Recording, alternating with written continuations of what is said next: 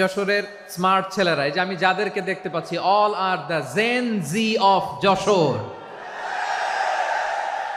যারা জেন জি, ওরা স্মার্ট, ওরা ইশারা ইঙ্গিতে কাজ করে। এই যে পুরো গদি উল্টায় দিছে, ঠিক কিনা?